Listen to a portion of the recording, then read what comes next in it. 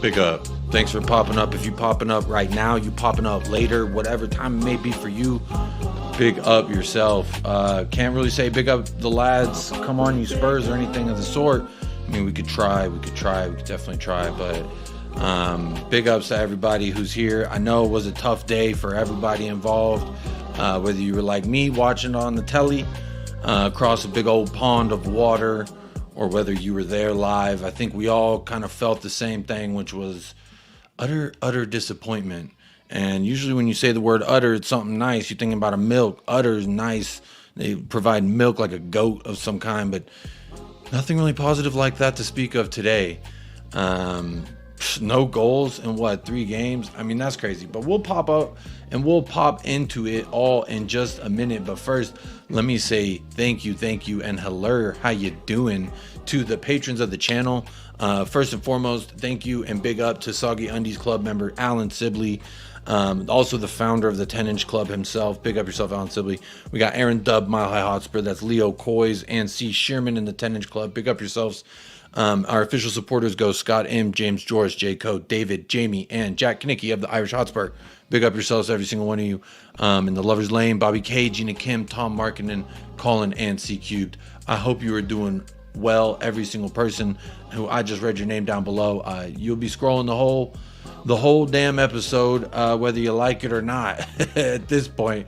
One of the things I do want to say off the top is I pulled up this banner.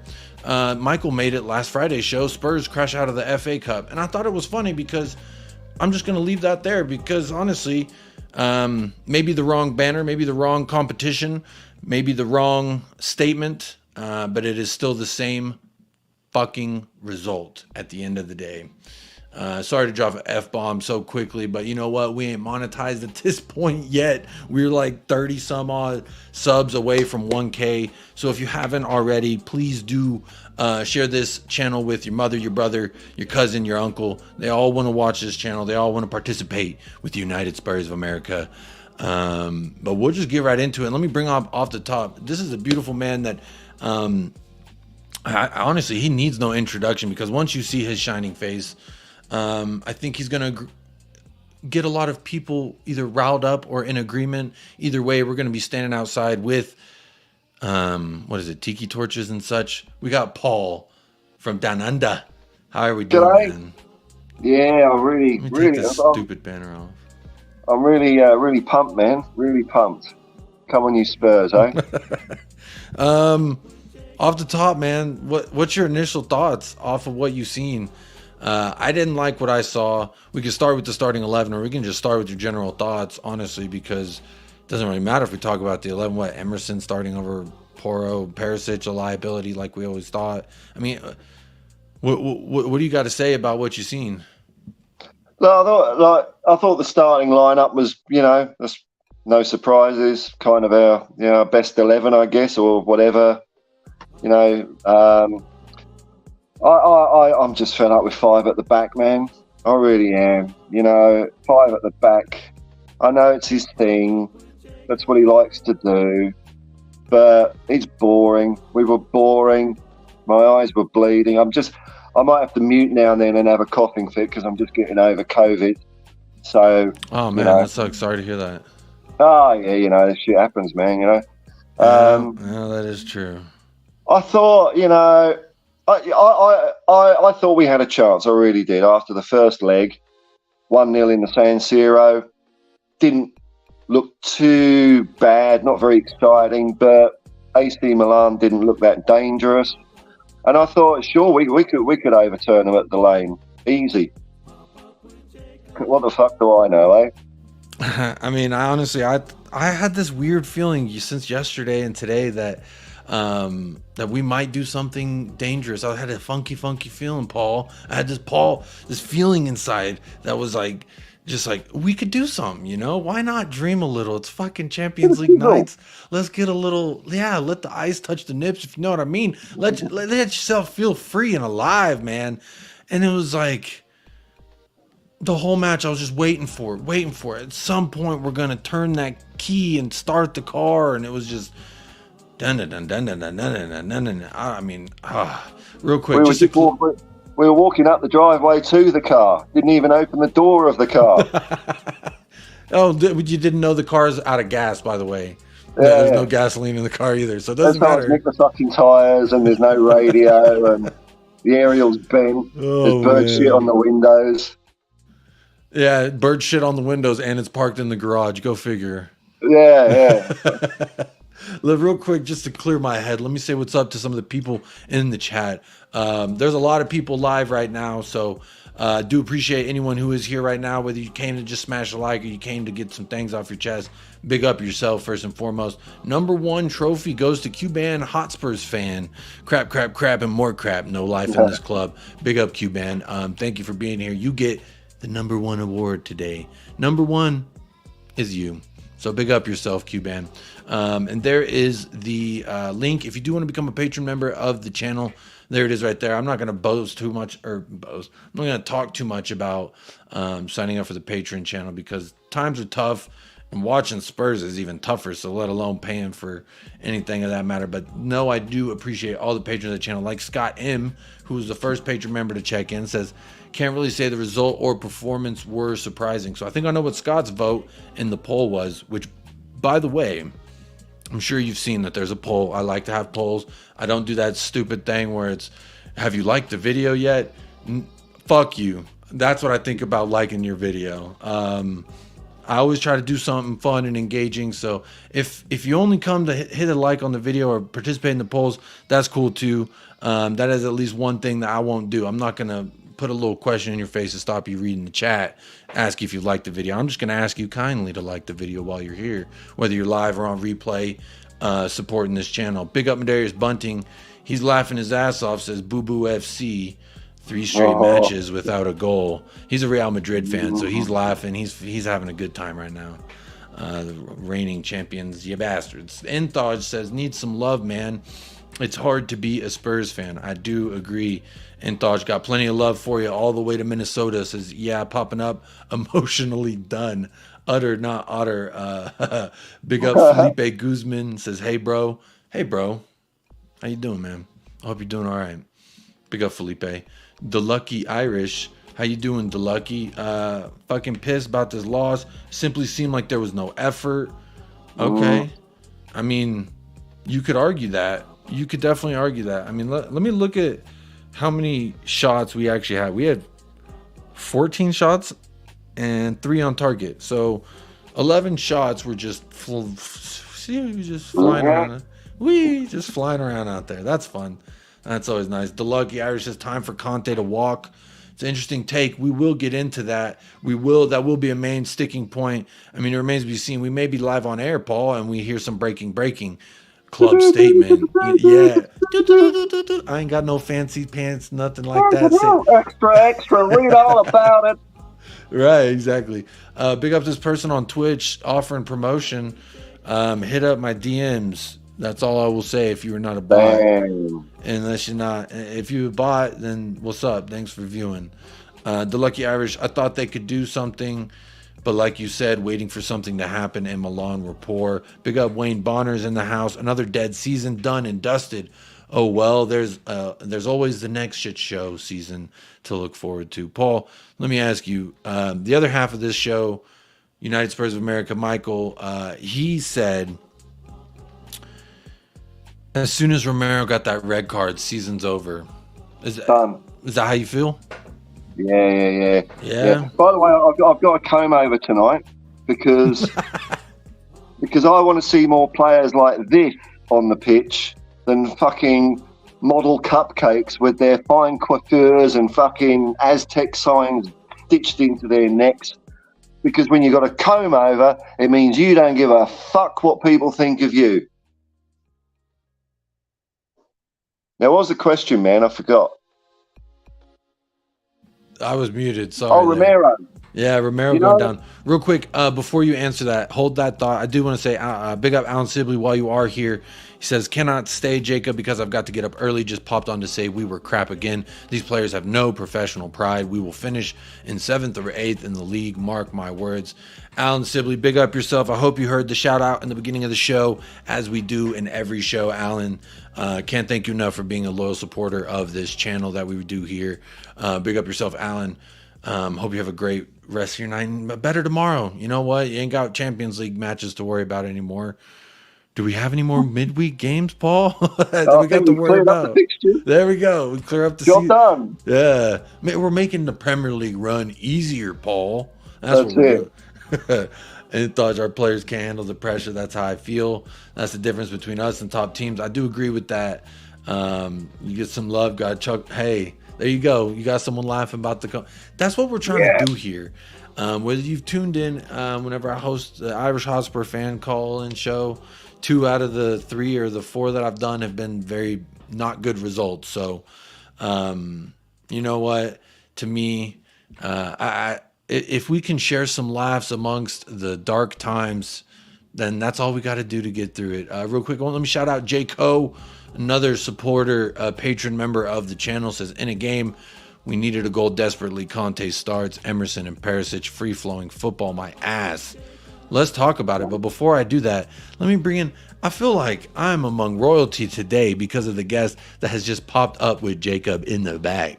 So let me welcome him on. Without further ado, Kuva, how you doing? Hey, Kuva, how you going, dude? Big up, Jacob. Look at this. Big up, Kuva. Yeah. Heard you had a nice little cheeky bet on this match, got yourself fed and everything. Yeah.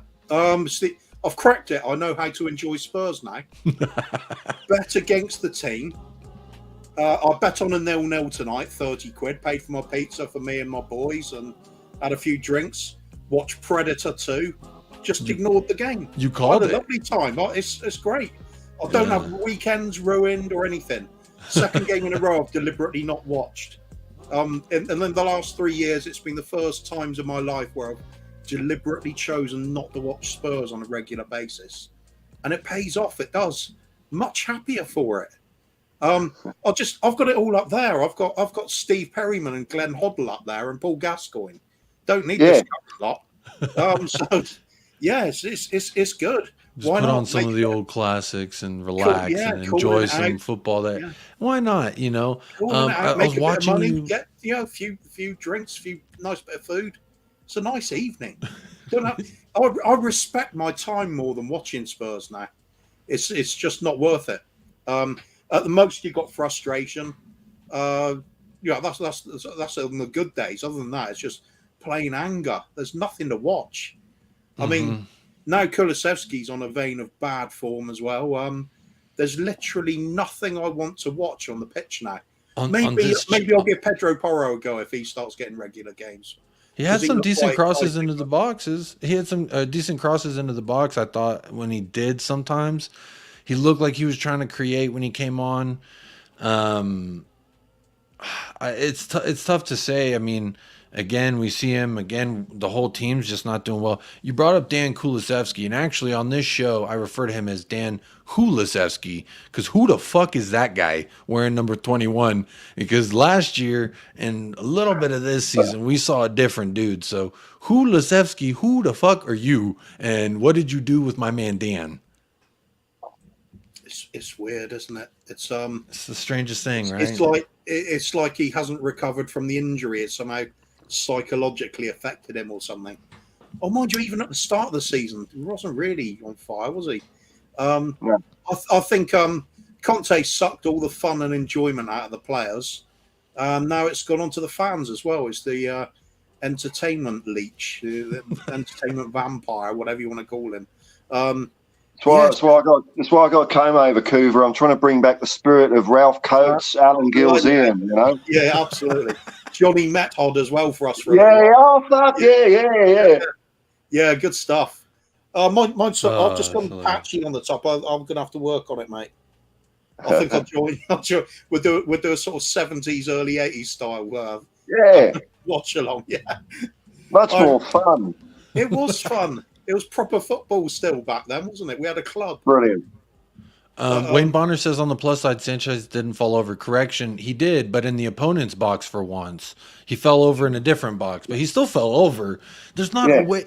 I think it's in his contract that Davinson Sanchez must have some green patches on his kit before the match is over if he plays. Because if he doesn't, I don't know, maybe it's a pride thing. Like when I played American football, getting dinks and scratches in my helmet as one of the trench men, it was like a sense of pride, you know? So maybe for him, he's like, I'm just going to roll around on the grass a little bit, get, you know, like a dog would when they're, you know, trying to get a different scent on them. They want to roll around in the grass. And trouble is, I've seen him doing things where he ends up with grass stuck in his teeth. It's not good, is it? It's I think he's been hypnotized, and the hypnotist said, right, when you hear the sound of kicking a ball, you're going to fall over. Wake up. And that's what we're left with. or perhaps when he was 12 or something, said, you're going to get this delusional instinct that you're going to be a professional footballer. Off you go. Yeah. And then the hypnotist died. This is the strangest damn thing. I mean, Paul, I haven't heard you talk about my man Kulusevski. What did you think about him? Did you think that he was... I thought he was just another, again, performance where he's a shell of himself. I thought Sonny was running, but kind of running to nowhere, almost running in like quicksand, if you will. I think Son had a very poor game. I don't think there's anything positive much to say about the front three other than that one cross that Sonny had to Kane. That was a shot on target. That was the one. That was the only one. And it was like the 80-something minute. You see the corner Son took? Kicked it straight off. On top of the goal. Brilliant. And the one before that, I think he had kicked straight at the first man. Yeah. He had a poor game. Kula had a poor game. But you asked about Romero. You asked about, did it die when Romero got sent off? And I'd go along with that because in the 70th minute, I almost had a heart attack because Conte changed to a 4-4-2. And for 8 brief minutes, we actually looked not bad. We were doing things. And then Romero got sent off and we were fucked. But that raises the question in my head is if we needed to score 2 goals to go through from the outset, why do we start with 5 at the back and not just start off with 4-4-2? Because 5 at the back fucking pisses me off. I'm done with it. It's interesting because, I mean, I would make the argument that when the 11 came out, seeing Emerson Royale starting over Porro showed me we were trying to put an emphasis on slowing that left-hand side of Milan down. This is a left-hand side that I've credited as being what I think the best in the world with Theo Hernandez at the left wing back and Rafael Leao in front of him. That's a dangerous... If they're on fire... I do want to ask, so Kuva, I know you didn't watch the match, but Kuti, he put in a really hard tackle on Rafael Leao about 15 minutes into the match. As you expect, he kind of did the Holland as he's done. To me, you're a defender. I'm of the mindset where you go out there and you put a lick on their best man. Who's their biggest threat? As a defender, I'm going to lay him out good. I'm right. You know what I mean? And he did that. And then later he did it again. And then he did it one more time and got sent off.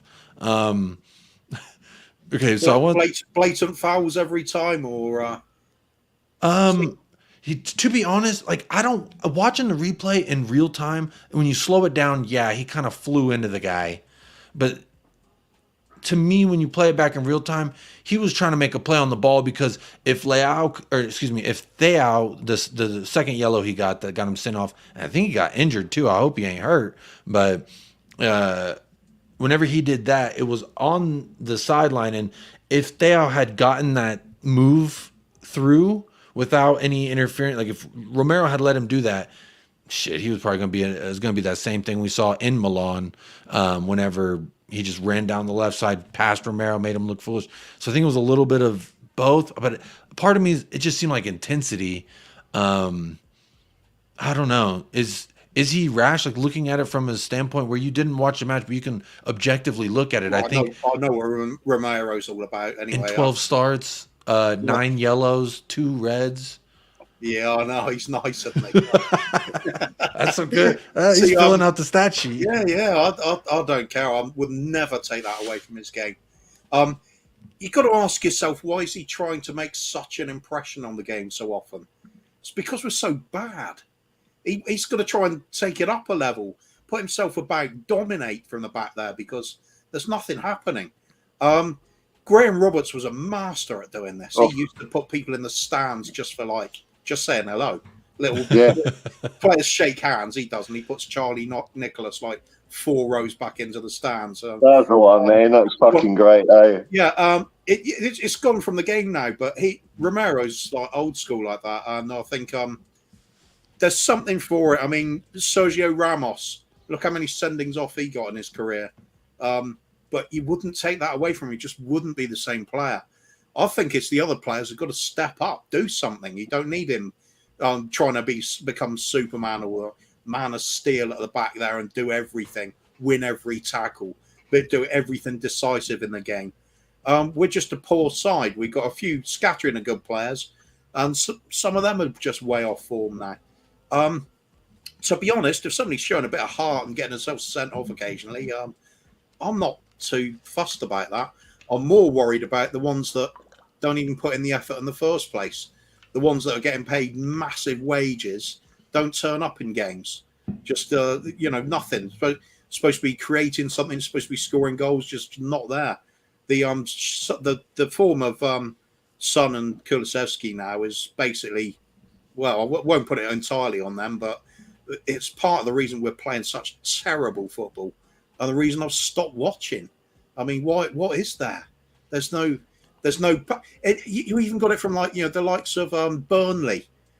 As much as I hated Burnley and the way they used to play when they're in the Premiership, my God, the heart and the passion and the commitment from them, it was admirable. I mean, if you haven't got the talent, you at least put in the effort. So if you're off form, you better be running around that pitch like your life depends on it. And our lot just don't do it. It's shocking. Son really kind of did it in the first half. He looked like the only one with a little bit of, hey, we're down 1-0. The first half seemed like we were playing, it was 0-0. You know what I mean? Just you attack a little bit, we'll attack a little bit. You're clogging the midfield, we'll kick it right there to the midfield. Well, we'll pass it back, and then we'll shoot it long back to you. You play with it a little bit. That's what it was the first half. Passive kind of game. Just, God, very what am I watching? Yeah. Go fucking get them. Go that's why strap your boots up and go. Go, my friend, go. Teams in the past, even like the Harry Redknapp teams, you'd be like, I remember one time we were 4-0 down from the first leg against Real Madrid. Took them to the home game.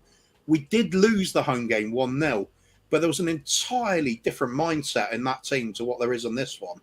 There was we were going for it. I thought on the night back then against Madrid, we were actually unlucky that we had some horrendous decisions against us, but the players, they never dropped their heads. They were just hammering away at them. There was a point we were playing so well early on. I thought, you know what? If we nick a couple of goals here early, we might even get something out of this. I don't believe in the current team. The moment we've conceded a goal, that's it. We're done. Even earlier in the season, you could say, oh, we'll have the second half comebacks. I don't believe in that anymore either. The players look like they're done.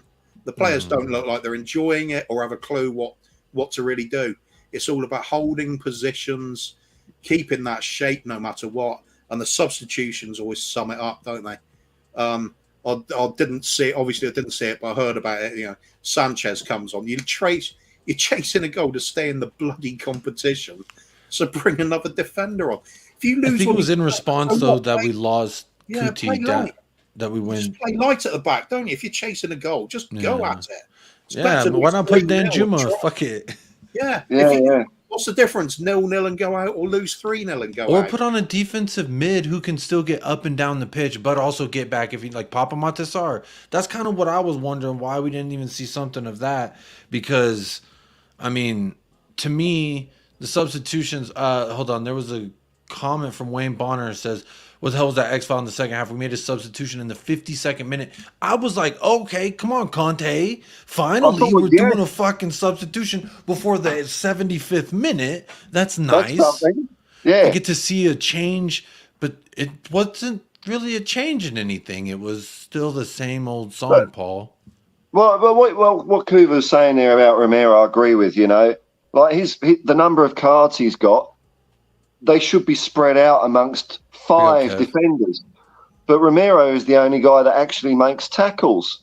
Everyone else just stands off and just poses around. Mm-hmm. Like when you talk about Graham Roberts, he was playing. It wasn't like it was only Graham Roberts. Yeah, Paul Miller, Chris Hughton, Steve Perryman, all tasty players, all sharing the load. But Romero has to do it on his own. And like his tackle, he came flying across the pitch. It was a bit rash, but I mean, what are you going to do? I mean, I don't know. I don't think we would have won. We might have equalised, but I don't think we would have won. I bet it didn't make any difference to the way the game was going, did it? Well, it kind of did, Kuva, because we just changed to 4-4-2. And because Romero got sent off, he brought then on Sanchez and took off Kulusevski to keep 2 at the back, So it did bugger it up a bit. But you got 90 minutes. Like to rely on waiting until the last 20 minutes to nick it, fuck that. Like you say, Kuva, under Redknapp, even Martin Yole, we'd have a bit of we'd have a bit of up and at 'em instead of like my impression I get when I see Spurs play is, this lack of effort thing. I was thinking about this, and is it lack of effort, which I definitely think that's a part of it, or is it just over coaching? Are their heads filled with, well, if the ball's in square A2, then I've got to be in B1. Unless there's an attacker in C1, then I've got to be in C3. It doesn't look like there's any room for them to have a bit of jazz on the pitch to improvise, just to make shit up. It's like it's this pre-programmed strategy, and when that doesn't work, there's no plan B. They don't know how to just do something. You just grind your teeth harder, Paul. Dig your heels in deeper and grind your teeth until one of them fucking breaks or something will give. And it just seems. What's up, Phil? How you doing, buddy? How's it going, lads? All right. Good to see you, mate. Oh, Phil. Yeah, all good, man. Big up, Paul. Big up, Ale. Got some new people coming in the chat. Phil has joined. Big up, Spurs Live. Just says, hey, Kuva. Hey, Kuva. Big up, Spurs Live. Big up, Mark Cousins. Big up, everyone in the chat. Phil, how you feeling, mate? 3 goalless games. Another performance. I know you want to talk. I know everyone wants to talk about, like, Sonny didn't do X, Y, and Z, etc., etc. But I'm going to ask you a hardball question right off the top of the jump, Phil. Go on. Why is everyone blaming Son all the time when Dan Kulusevski is just as fucking woeful, or sometimes I would argue worse in the first half than what Son was in the first half? Yet I saw a lot of the attention was, oh, Son can't do this, Son can't. Is it because of the expectations, or is it just he's dropped off more than Kulu has? I think it will. I think it is the expectations of Son and KANE. They've been doing well so many years for this club. But for me, the whole team was absolutely piss poor from start to finish. I could probably say Skip was okay. Porro, when he come on, he looked like he wanted to do something. He was, he was putting good balls into the box, and he sort of had a good chemistry with Kulusevski. When Emerson was on that side, it was sort of like he was doing a defensive job, but he wouldn't do anything in the final third, And I'm not going to single out anyone tonight. It was a team performance that was absolutely shocking, and I expect more from this club, from these players. For me, I think they're just. I don't think it's a lack of wanting to do well. I think it's a lack of confidence. The confidence is absolutely shot to bits. Is it so? This is kind of, I think, the topic we were on right when you joined in was. Is it this over coaching? Is it the pressure of Conte? Is his thumb too heavy? What's the problem? I think they're not disciplined enough to execute a Conte system, and I think they're getting a bit bored of of the way he wants to set out in games. I think these sort of players want to play attacking football, and I think for me, I've always been Conte, and tonight it's just flipped totally for me. And I think Conte needs to go.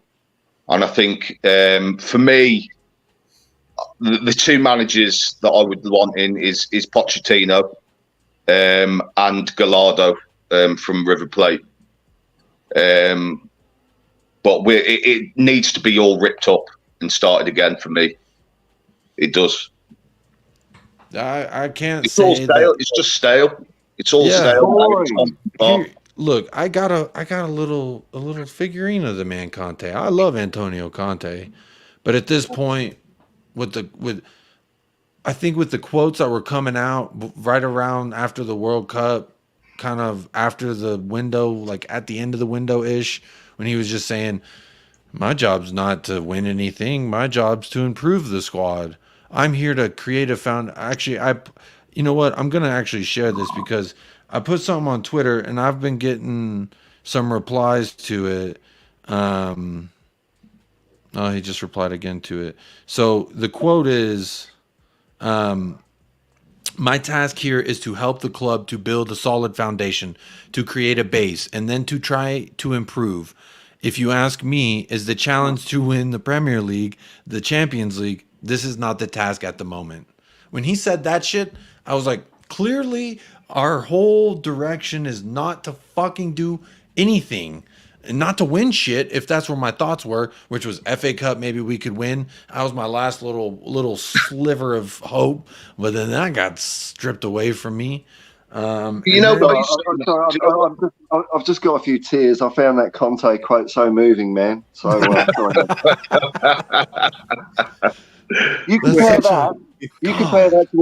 that to what we used to have, which is managers saying shit like, "It is better to succeed aiming. It's better to fail aiming high than succeed aiming low." In fact, at Spurs, we set our sights so high that even in defeat, within it, there are echoes of glory. Yeah. No mention of cups, no Premier League improvement, no fuck all. Glory. Tottenham Hotspur is always about glory. Yeah. I don't know what you guys... or the managers start talking about that, it's just the same as any other fucking football club. Yeah. I don't know what you guys think, but with that statement that he's come out with, he's just telling the fans that these players aren't good enough. If he was coming out saying, "Yeah, we can challenge," he would clearly be confident in these set of players. And for me, he's defeated. He sounds defeated for me now. Mm-hmm. Yeah, it sounds like he's seen enough. And then that mixed with his contract's running out at the end of the season. He's, I'm not saying anything. I'm not trying to put on like a excuse for this man, but he had some people pass away. He had the surgery. So there's compounding things that's like on a personal level, on a professional level. He's starting to really have shaky ground, I think. Yeah. And that's not him. That's not how he, to my understanding, in his playing career, that's not how he was. In his managerial career, that's not how he's been. And he's now, people are dying. He's fucking not doing good at his job, and people are hating on it. And I think it's just a lot of things. And he's only a human. As much as I got this little fucking toy of him, he's only a human. And he's capable of mistakes just like the rest of us. When did you ever when did you ever hear him come out with a statement like that? When he was at Inter Milan, when he was at Chelsea, when he was winning trophies for other clubs. It's only at Tottenham Hotspur he would say that. That he's not aspiring. It's a surprise to hear it here, though, isn't it? Because usually the management are told, read off the chart, the sheet here that's prepared by the press office. It's so formulated. It's so run through that, and it's always the key words. We want to be competitive. What does that mean? I mean, being in 20th place in the Premiership's being competitive. It doesn't mean anything, does it? But then also it's just up in the air, isn't it? It's like, it doesn't. He's not putting any stamp on it whatsoever. He's just saying, but it's so confusing with the statements that he comes out with. Well, for me, it's damnation of It's shown exactly where the board's at. Yeah. So for him to say that, exactly, it shows that if we do not even have the foundations now, my God, it wasn't that far back ago. We're in the Champions League final. We're challenging for league titles. The foundations were there, and now we don't even have that. We had the first 11 back then. Now, to say we need to build the foundations just to start doing something. Well, we missed the boat on that, didn't we, Cuba? We missed the boat on that big time. Well, I don't think it's so much as missing the boat. It's more like torpedoing it about 3 times, and setting it on fire, and sailing it to the wrong island to die on Anthrax Island. Yeah. While being made fun of by every other club in the Premiership. Oh my goodness! Well, it's like with KANE and Son as well. How many years have they been at this club, and we haven't built a great team around them? A winning team that can go and challenge for trophies. And they're getting towards their end of their career now. KANE's got a sort of like 3 to 4 years, maybe. He's sort of in his peak years now, same as Son.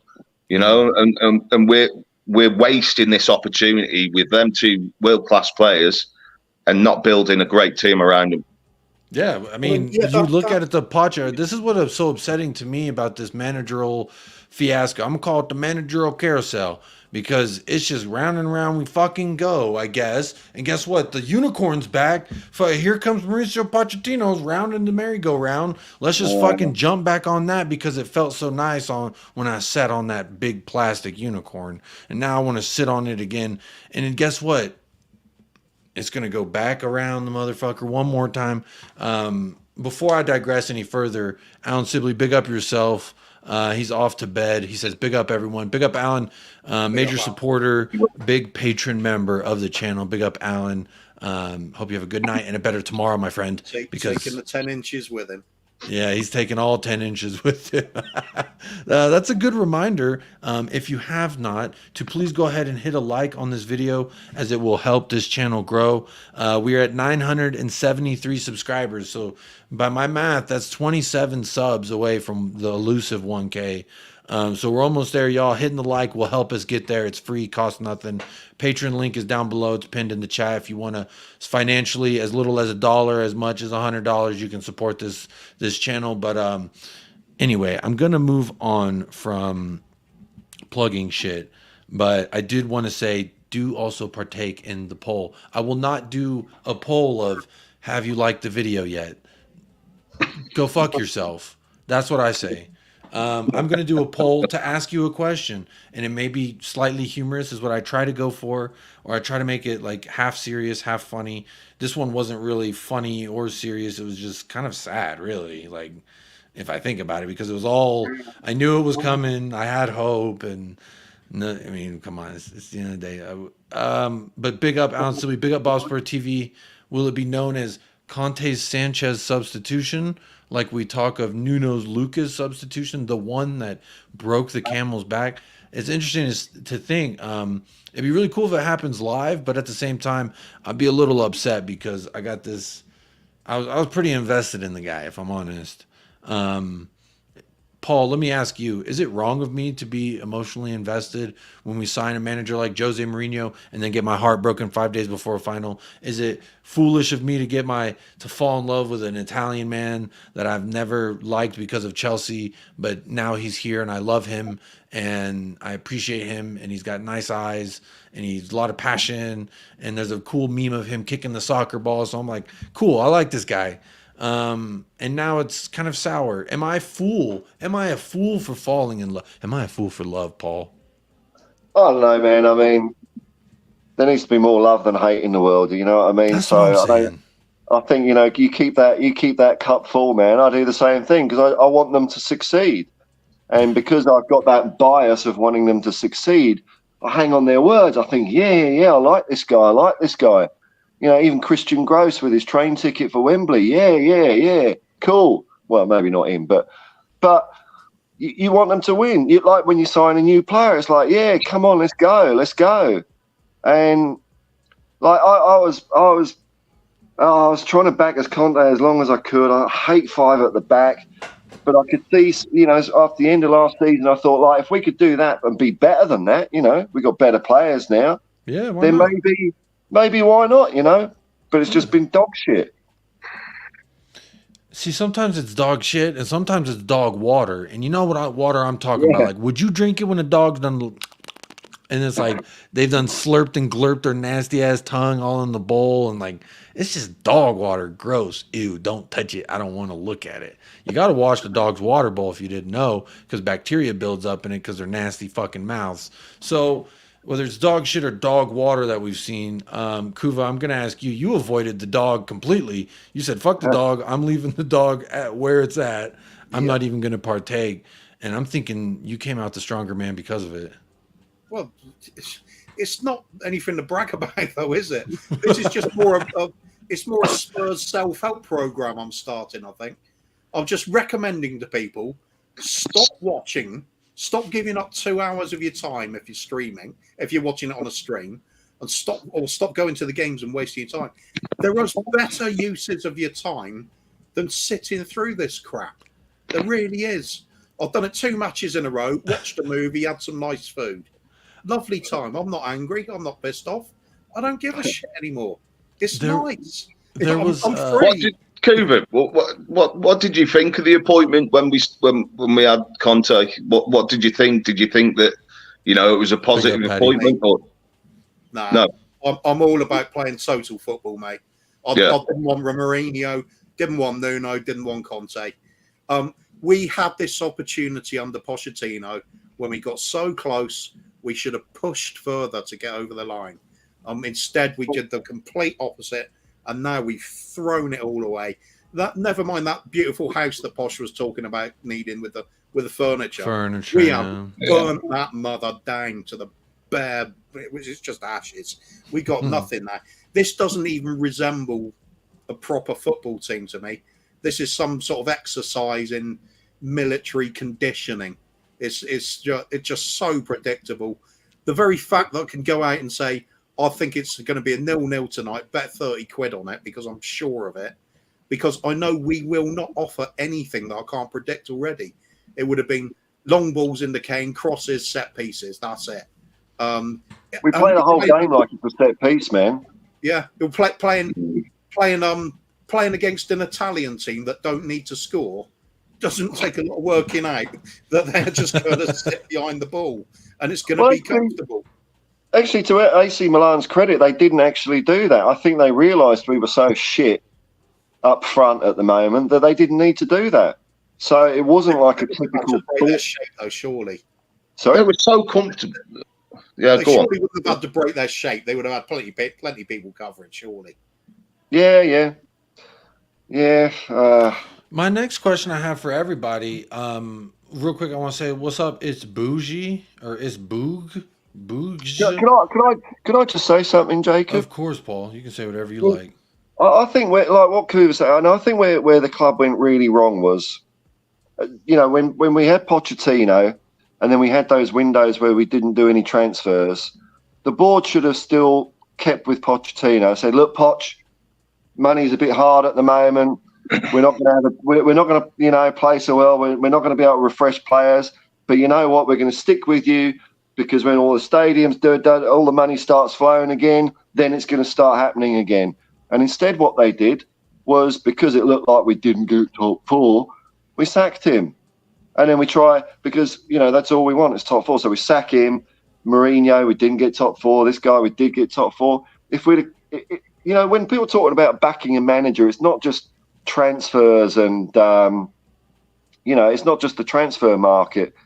It's about the board sticking with the manager because they believe he's the man for the job and not giving players too much power as well. If a player knocks on the boardroom's door and says, oh, Poch is losing us, the chairman just fuck off. Fuck off. Don't knock on my door again. He's the gaffer. But they didn't do that. But that just would want also to show that there's a plan from the top down, because then the manager of the first team would also have some say in the shape and the philosophy of the academy, because then we could also, Yeah. grow our own players, and we don't have to wait every 15 years for a Harry Kane. Oliver Skip looked decent tonight, but I'm not saying he can't hit Harry Kane staying, but we need people to impact the squad immediately. When you look at, does Rico Lewis or Phil Foden affect Manchester City more than Oliver Skip affects Spurs? I mean, there's levels to this thing. You could say the same thing about Chelsea's academy. This is a thing that maybe it's because I'm American and I see it differently. Kuba, real quick, it just reminded me. I was thinking about what you were saying earlier, where you were saying, just don't watch it, just don't. There was when here in America, Nancy Reagan was first lady, her husband Ronald Reagan, the actor you might know. They launched the war on drugs here in America, and her famous thing was, just say no, when they try to get you to roll up that doobie, just say no. And And needed to get our school kids over from Grange Hill to fuel Just say no. Yeah. Just And say no. and they were all doing this in the toilets while they were doing that. yeah, Yeah. I don't think I've ever said no. meanwhile, There you are. but that was the whole slogan, was just say no. And they came out with Dare. It was like a organization was like, don't do drugs, kids, kind of thing. It's funny to think, is Spurs just a bad drug? I mean, is Bouge on Twitch, which I am on Twitch. United Spurs America is on Twitch. I think there's like 22 followers on Twitch, so big up to 22s he is. It says, it's Bouge says, why did I do this to myself? Is it just are we masochists? Because I turned to my wife at one point during this match, because she came in the room and I was with my son, and I just kind of looked over at her like this, like, well, fucking Did she crazy walk in look. as well? No, he was sleeping. And I just gave her this scowl, right? She's like, oh God, I know what's going on over there. And she looks, and then she looks at the scoreboard. She just kind of laughs. And then she walks away and was like, I think you might be a masochist, honey, because why did you support this team? All you feel is pain. When is the good vibes coming? And, Norwich last season feels like the only, and it's sad because if you think about it, if it's the only recent glory I've had, like I'm thinking about happy time as a Spurs fan. Norwich away last season when Sonny got golden boot and we got top 4. I was like, this is probably the best case scenario for the situation we were in. And what did we do? We've fucking stepped to the side and a little bit backwards, I think. We're now hoping that we could get top 4 while the other teams around us are doing this. And I think that's the problem here for me. I don't give a shit about top 4. We don't deserve Champions League. When I look at the teams in the competition, we don't need to be with them. We need to be with VFK Adenspor and fucking FNK Gdanskabond. That's who we need to be playing, is those fuckers, because at the end of the day, our team's just not good enough. Our philosophy's not there. Whether it's manager, I'm blaming everyone. This is something I've been saying on the channel. This glove, this ain't no OJ Simpson case. It fucking fits everybody. You pulled up to the fucking party, the glove fits you, my friend. You're the owners, the glove fits you. You're the manager, the glove fits you. You're the players, the glove fits you. The only person I will not say that the glove fits, other than OJ, is the fans. Because to me, you can't blame the fan. I'm not out there kicking the ball. Kuva's not out there. Paul's not out there. We're not out there doing the thing. Does anyone here blame the fans? Is it because of the apathetic mindset that a lot of fans have? Is it because of the lack of action? Well, what is it that does anyone here blame the fans? And if you do, why? Or does anyone know why people blame the fans? Yeah, I'm saying blame every fucking body. I can certainly answer that from my perspective anyway. Because I mean, I'm always big Levy out. Always will be. He's been rotten since he turned up. Might have elevated us to a higher league position, but he's also become the bane that keeps us from going any further. We're like I've said before. I find us like a bonsai club. We've been grown in a nice little pot, and now we've outgrown the pot about 13 years ago, and we're trapped in it. Can't go anywhere. So, from a Levy out point of view, I find it really frustrating because I see a lot of fans that will say, "Oh, I don't like what's going on. We should be doing better than this." They'll complain about it, but they won't actually do much more than just say it. So there are people that will perhaps could be protesting that aren't, people that will actually fight against the protesters and say this is all great. And I don't understand it. It's a frustrating thing. It's a different mindset to what I do and other people do. But I don't knock it. If somebody thinks Levy's doing a good job, that's fine. That's their opinion. I think the fans are so divided though, Cougar. Yeah. It doesn't. It's not going to happen. It's not going to happen unless we start doing what Arsenal and United did and actually go into the stadium or do something or leave the stadium at a certain minute. Something huge. Big, They reported that in ESPN in America, by the way, and they don't you have to hold these people's families hostage to get them to talk about news in the Premier League, let alone you have to really dig for it as an American on ESPN. And ESPN front page, it was on the right, one of their headlines, fans of Manchester United have had enough, some shit like that. And you gotta shake up the foundations of the pillars you're living on in order to change anything, or else we're just going to be stuck in the same like I said, carousel. If you put yourself in Levy's shoes, why would you want to leave? If he's a businessman, he wants to make money. He don't care about the club. He just wants to make revenue. Want to leave. Like as far as the Levy out thing goes, like you could say fans don't want to protest or whatever, or it could be the approach that the Levy out movement is taking just isn't working. It's been 10 years it's been at it, and you end up with a handful of people that protest. It gets a bump when we have a string of shitty results.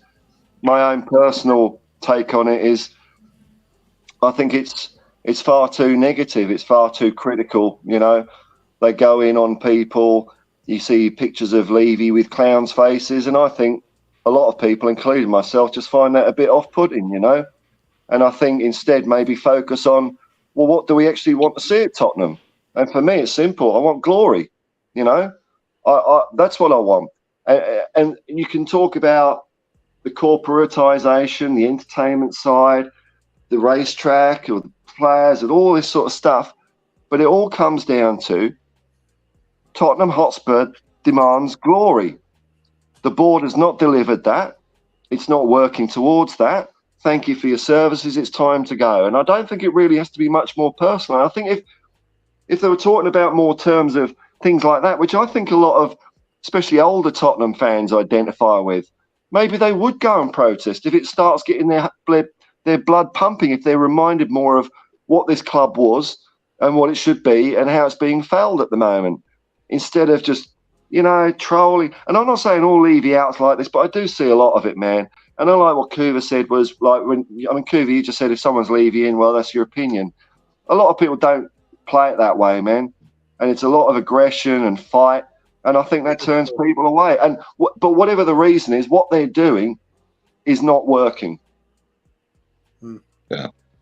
I think my own perception of it, the majority of the fan base, by a mile, it's apathy, really. So it doesn't. You're not going to get rid of somebody that can't be asked. It doesn't matter, does it? It's well, yeah, but I think there's room for a bit of inspiration there, as well as being maybe, as well. But nobody's doing it again. Nobody does it, do they? It's no. What really happens? We're basically talking about the equivalent of a revolution here having to happen at boardroom level. Well, you need a couple of thousand, don't you, really? A couple of thousand regular people and the there. only way that's going to happen is if we have a complete meltdown on the pitch and there's enough anger within the fan base to do it. So I think that's why I've seen some fans throw around, I'd rather see us get relegated than make top 4 this season. And that was before the FA Cup hopes. I was still holding on. Am I a fool for holding on for so long to this hope that we could fucking win a trophy? You haven't been beaten down to our level yet, mate. We're still not out of the Premier League race. I wouldn't go as far as relegation. Yeah, I wouldn't go as far as relegation. That's going a bit too far. But if we were at some sort, if we were in the bottom half and actually, in danger of being in relegation, I think that could be sending the fans and swaying it towards Levy out so much with the fans, and actually just absolutely just, with big protests instead of little ones, I think that it could go that way if we were in danger of relegation, not actually getting relegated, but something needs to be done, man, because it's just we're just on the decline rapidly at the moment. If relegation got rid of the ownership, I would take it. That's how strongly I'm against it. I'd see this, but I think they would see that as an opportunity. Doing anything from now on, Kuva, they would see that as an opportunity to do the whole. Isn't it the most financially lucrative game of all time, the playoffs of the championship, to see who gets to go into the Premier League? Doesn't the winner of that make like the most money in the world off of one match or something crazy like that? 100 million. Yeah, but you've earned fuck all the year before that, though. There's instances in our past that suggest it's probably good to get relegated. You get a parachute payment, don't you, for being relegated? I think. And also, like the 51 push and run side, it came up from the division below. It was on the crest of that wave coming up from the lower divisions. We had the same sort of momentum when coming up in the late 70s. We were relegated as well. When we came up with that side with Hoddle and Perryman, etc., 2 FA Cups back to back, UEFA Cup a couple of years later. It was a good in the league. Yeah, we're there. We're there. Another cup final in '87. There was a run of really good, high-profile cup finals and trophies coming in, and it was all because we got relegated in the first place and pushed back, and that momentum took us somewhere. At the moment, it feels like we're utterly stale. We're static. Nothing is going to push us forward now. It feels like people talk about now more and more the complete reset at every level at this club. Board, chairman, director of football, manager, academy setup, scouting network. Yeah. Just completely flush it all out because it's just grown so toxic within that. Well, not toxic, but so lethargic, I think is probably the best word for it. It's I'm going to go with farty. My word for it is farty. A bunch of farts. You just walk in a room. Don't matter if it's the boardroom meeting. Doesn't matter if it's the fucking academy coaches. Doesn't matter if it's it all just someone's been farting in it all fucking day. Close the door behind them. You walk in and it's just musty. No one knows who dropped them either because everyone's just fucking farting away. Everyone's guilty at this point. Yeah. So. No one. How much of a percentage is it? Do you think that the recruitment at the side of it? Absolutely, they're playing for sure. I mean, Levy has spent money. He has spent money, but we've spent it on such shit. Look at how much money they say. Okay, this is what I find funny. Look at the amount of money they say. People who are saying, "Oh, Conte was backed financially," right? Look at how much money they say was spent. 200 million they dropped for Antonio, and he can't get the job done. And I look at 250 million is out on loan at Fuckville FC because they don't want to wear fucking Spurs shirt. And to me, that's an atrocity. And if you look at some of the names, they fucking joined since Poch has been fired, since this carousel of Nuno and Conte and Mourinho and fucking Mason. At what point does again, to me, the whole system reset, just fucking unplug the bitch and plug her back in. That's how I feel. At some point, something's got to give. And if the house ain't providing power, then guess what? You got to figure out a way to provide power to that house so you can get that fucker up and running again. Because quite frankly, it hurts me as a fan who's only been for X amount of years, but to see Kuva, Paul, Phil, these people who've been fans since they were kids, all their life, their parents' fan. The dedication to this fucking club without the payout. If anything, you may be masochist, but you're loyal masochist because I mean, I'm the same way. It doesn't matter if I do not want to see Pochettino come in through the doors as our manager. Even if we sack Conte right now, fuck it. Ryan Mason till the end of the season, and then we'll just watch this bitch burn all summer. That's the way I kind of see it. How long have you been a fan, Jacob, by the way? I became a fan right after. So I was trying to pick between my two teams. At the time, I had Michael and another guy I worked with named Garrett. He was with Liverpool. Michael was with Spurs. So they were both like, I had just started becoming a fan of the sport. And so I guess that was the year was 2018, 2019. And then the Spurs went on that cool run, and I was like, oh, hell yeah. And it's been fucking shit since. And I chose them because I was like, Liverpool's clearly the better team, but I'm not going to pick my club based on who's the best team right now because I'm not a glory hole hunter, as they like to call. I'm not the kind of person who chases. Like in a lot of sports, there's a lot of people who are like, oh, I like basketball now. I'm the Golden State Warriors fan. And the same thing with NFL happened when there was a surge of fans. It was like they're just kind of bandwagon fans is what I call them. So like I hate that. I don't want to be that. So I was like, let me pick a team that, all right, I become a fan. I was following, but like I chose them as my team right after they sacked Pochettino. I watched the end of Pochettino's era. I watched the high moment of Pochettino's era, the Champions League run, and then I watched the low. And when he was gone, I was like, this is my club. I'm going to start. They're starting over. This is what I fucking thought at the time. They're starting over. I'm going to start over with them. I'm going to pick this club. You, Jacob. Yeah, they're like, You picked a roller coaster club, basically. You know, Yeah. more downs than up. You know, But see, that's I saw the high, I saw the low, and I was like, perfect. Yeah. This is a team that I don't want to come in and my team win the Premier League in the first year. That I don't want that. That doesn't feel good to me. That's just fucking hopping on the bandwagon. You know what I mean? I think City won the league the year, and then Liverpool won it. So I was like, cool. I don't think I would have cared. I would have been like, yay, we won the league. But like, it wouldn't have felt like anything because in order to feel the highs of the highs, you got to go through the lows of the lows. Well, damn it, I'm fucking down. I've been down here a few times. When we sacked Jose Mourinho, I was down. When we went 70-some days without a manager, I was fucking down and angry. And then we got Nuno in, I was pissed. I said, who the fuck is this guy from Wolves? He doesn't even start at Traore. He's a fool, first off. So I didn't like that. Go ahead, have you watched many old games from Tottenham on YouTube, Jacob?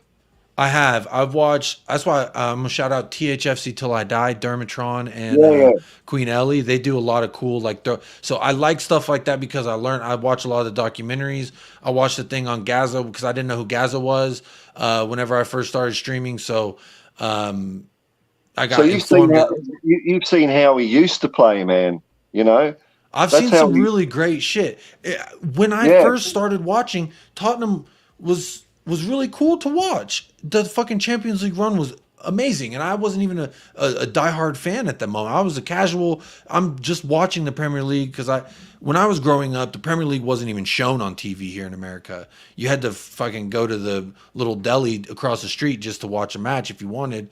And so it was not in your face. So I wasn't a fan. I always played the sport. I played since I was a kid. Played up until I fucking broke my ankle in warm-ups. I'm not going to go there right now. I punched a ball out of the air. I was feeling great. Just paid the membership fees. Just got a new jersey and cleats, fucking gloves. I was ready to go for the season. And I'm in warm-ups, and a ball came flying in. I punched it out of the air, rolled my ankle, and that was that. I haven't played since, so it's very unfortunate for me. So my fandom isn't the longest, but I've gone through the lows. Damn it, I'm ready for the highs. Because I felt a little bit of that glory when we were fucking, you know what? We're not having the greatest of years, but we're going to care about Cup final. I'm going to see us lift that trophy. Watching Son cry that day fucking broke my heart. And I've seen him cry a few times as a Tottenham fan, and that fucking hurts. And it's just, at what point? So I see it from my perspective, and selfishly, I want success. I want trophies. And then I look at it from a perspective of, say, Kuva, Queen Ellie, Paul, Phil, these other people who've supported the club double, triple, quadruple the amount of time. How angry must y'all fucking be, or just not care? I don't know. Because for me, I've been here, I guess that's 5 going on 6 years, and it's not been great. It's not been great. When I used to go and see Spurs, I think Kuva's probably all the similar vintage, you know. It was the best place on earth to be on the shelf, you know. It was just rock and roll. And on the pitch, you didn't know what to expect because there was no set plan or tactics. They were just expressing themselves. It was a really beautiful thing to see. And the inconsistency didn't come from us bottling it or not. It's just that when you've got an incredibly creative team, sometimes, that when that spark doesn't quite happen, it doesn't work, But when it does work, it is the best thing on earth, man. And, I'd come out of a game and I'd feel 10 foot tall. I really would. And it was a privilege to see some of the players I've seen. It's so good. So I see this shadow of what it was. I don't know. I don't know if it makes me sad anymore, because I think a lot of what I miss about Tottenham has gone from football in general anyway. It's all on perfect pitches. It's almost like watching a PlayStation game sometimes. It's so perfect and clean and nice. And, so I've got that to deal with as well. But, they advertise Spurs play on FIFA? Did you know that? I was playing FIFA last night, and I was playing at Tottenham Hotspur Stadium. I am the manager, of course, so don't worry about that. But on the little ribbon, that runs around the whatever, I don't know what they call it in the UK, but here it's like a ribbon board. The running board, the touch board, whatever you want to fucking call it. The fucking little LED strip thing around the side of the pitch that distracts me from the football. On FIFA, on that thing, at Tottenham, they advertise Spurs play. No fucking shit. I saw that. I was like, damn, this advertisement shit is deep. It's deep as fuck. It's the little tentacles have reached every little place you can go. And but real quick, big up Steve D's in the house, his evening Jacob and all. Forget trophies, forget top four. I've seen plenty worse Spurs team over the years than this lot, and enjoyed the football more. I can't watch this crap. The Spurs way is a thing. Yeah. I would love to see it. I would love to see it again for fans who've been here short time, long time. I think it's something we all want to see at this point. I had glory watching under Jose. Fucking KANE, Golden Boot, Playmaker of the Year. Suck my dick, Premier League. He's not the best player in the fucking league. Ruben Diaz is. I mean, I've seen some good. I've heard so many times recently as well, people going, "Oh, the Spurs way is a myth. There is no such thing." And to that, I'll just say that's absolute bollocks. The football, the likes of Paul and I, especially, I think, would be. We grew up on watching the ball kept on the deck, two-touch, passing, attacking football. That's the Spurs way. It's that simple. Just keep the ball moving well, keep it on the deck, keep passing it around. And then a magic ball from Glenn Hoddle out of fucking nowhere with fucking spin. Yeah. It would be like 30 yards. It'd be going through the air, hit the deck, and then spin over into an attacker's path. Crazy stuff. Yeah, unbelievable. No, it's not. You think De Bruyne's good at passing? Hoddle had him beating hands down. To me, I'm just starved of trophies. I'm just, I when I was watching Tottenham, I've been supporter well over 20 odd years. I've seen the likes of Ginola and players like that, and then the likes of Robbie Keane, Defoe, and them sort of players coming through. Then the Modric, I've seen some good football being played at Tottenham Hotspur in the time that I've been supporting them. I'm just starved of trophies. I've seen us lift one trophy, I think, in the time that I've been supporting them. I'm at the end of my tether now. I just want us to be on the road of winning trophies. Just even competing for trophies. Absolutely. Or at least your manager. Competitive. Yeah. Sorry, Kuva, go ahead. People say you're entitled for wanting trophies or demanding trophies. I'd say no. I think demanding trophies, I'd say that probably is entitled. But I do demand, and most of us will demand, that we at least compete for them. Or if our manager would at least come out and say, "I'm going to win us a trophy this year. That's my goal." Not I win the Premier League. It's like win the Champions League. What the fuck? Yeah, Newcastle's new owners. First thing they did. They win said, the Premier League in 10 years. We're going to win the Premier League. Boom! Show me what you got. Show me the ambition. BDE. That's ambition. Show me that you're like, all right, this is my fucking hog, and this is the hog's 10-year plan to get the job done. That to me, fucking good on you. Good on you. Which also, and they might not do it, but like Bill Nicholson said, if you don't aim that high, you're not going to get anywhere, are you? I've never heard the owners of our club at the minute say that once since I've been in charge. You know, It's a bland. So We this want. this is something I try to ask people who've been a fan since before and still now under the current regime. When Levy and Enoch said 22 years ago when they bought the club, and there was people who knew them from AEK Athens, knew their business model, that said Spurs fans should not be happy about this buyout, because what they did to AEK was they sucked the life out of them, built them a brand new stadium. Guess what? The Greek national team is going to host all their games there now because it's a great new stadium. But the fucking team went under. They went bankrupt. They had to file for bankruptcy. It was a whole fucking thing. Levy and them did that, but they built them a nice new stadium. And I saw the same thing happening here. And my question is, why did no one get upset at that time when when Enoch Group bought the team? Because to my understanding, and correct me if I'm wrong, I've always said on this pod and every pod, I love being corrected because it educates me, number one, and two, lets me know that someone's listening to what the fuck I'm saying. So, Well, you know, why wasn't there outrage though, Paul, at that time when they bought it? Because they said this is money, this is about financial, this isn't about football. We're not here for the glory. We're not here for the fucking to make Tottenham look good. We're here to make money off the brand.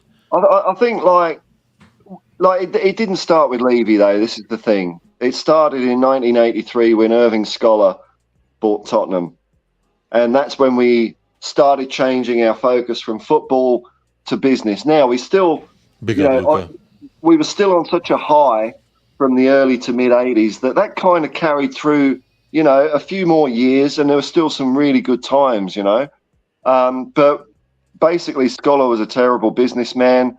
We almost went under, and Alan Sugar bought us out, and again running it like a business. That enterprise has to make a profit, regardless of the fact that Sugar says it's a waste of his time because it didn't make money. It made him a shitloads of money because because of his position as chairman at Tottenham, he was able to vote for sending off football up to Sky. And guess who made the set-top boxes? Alan fucking Sugar. So he made a mozza out of it. And he just got bored with it. And the football was going real downhill. We had some really bloody bad years, like under Jerry Francis and stuff like that. Yeah. And so, when Levy came along, everyone wanted Sugar out. I don't know if there was much of a reaction against Levy, but I don't know if there was like any other takers, I don't know. Maybe, I was over in Australia at the time. Maybe Coover would know more about it. Yeah, I remember very distinctly when Levy took over, because I took note of the first things he was saying was, we went from George Graham, which was an old Arsenal manager, it just won us a League Cup for the team, turned us into a cup side again. He did a reasonable job considering. Well, league form was shocking. We were, mid to low table all the time, but we looked like we could win trophies again. Levy swept in and said, this isn't the Spurs way. I'm going to bring back the Spurs way and build this team in the traditions of the club. He swept in Glenn Hoddle, club icon, club legend, probably one of the biggest legends we've ever had, in as manager, to the rapturous applause of fans. I bought it as well. Thought, yep, good times ahead. It's going to be some money thrown in here. Then they did what they definitely did do, which was invest in infrastructure. So there was plans for, revamping the stadium, the facilities, or the academy and everything like that. Nice new building work going on. Oh, lovely. We're really building something here.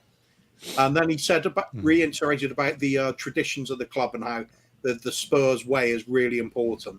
As soon as it went tits up for Hoddle, it gets in Jacques Santini, one of the most negative managers of all time. And before that, he'd been saying about the Spurs way is important. At that point, that was 2003, I think 2002, 2003. At that point, anyway, I realised Levy is full of shit. He will say one thing, he will do another. This is nothing to do with football, at all, nothing. And then the shocking treatment in Martin Jol just confirmed that. Sacking him at half time. The manager had just brought football back to the club. Was he that bad? Was he that bad to get sacked at halftime? No. Because to me, I like the action. When I look at him, I'm like, okay, if you fucking suck, get their ass out of here. Halftime, and you ain't safe at halftime. You better be doing your damn job. But was he that bad? We were struggling a little bit for form at that point, but we'd literally gone from rock bottom under Santi. Oh my God. If you think Conte ball's ever bad, or Mourinho or Nuno, Santini, oh my God. It's like, I think that was the origin of Chelsea saying we came and parked the bus, if I remember rightly. It was that manager. We would play with all 10 outfield players behind in our half of the field all game in some games. We were playing for 0-0 draws. Seen nothing like it. It's absolutely disgraceful stuff. But that just meant, it just showed me that the chairman doesn't know about football, or doesn't care about football, or he does know about it and he's just happy to blatantly lie to fans to mask over the fact that he's not actually building anything for the team. It's just to do with raising us to that point where we can get the big fat Champions League money. That's all that's ever mattered. So as soon as it happened the first time, funding gets cut. It's just going to carry on that way. That's why I keep going on about need this big reset, because nothing ever changes. It's the bottleneck now. We're constipated as a club. It's going no further until there's that flush of something coming through and getting rid of. It's weird. It's very farty, but we're constipated. I don't understand. That's usually not the case. This nice little anecdote here. That's a bad fucking combo. Just gonna get a cannonball. Yeah, something's going on. Luca 14's got a nice little anecdote here. It says Alan Sugar mumbled an obscenity my way in a traffic jam on the Forest Road. This after we just won a Premier League game in injury time. What a knob. That's he's a cock. He's a fucking total cock. And Steve D, a longtime supporter of Spurs, says Martin Jol is a hero. Well, there we go. So that's crazy to me. Then if sacking a man like that, it's kind of what's needed right now. We're crying. A lot of us are crying out for just bring the football back to this club, the football we're known for.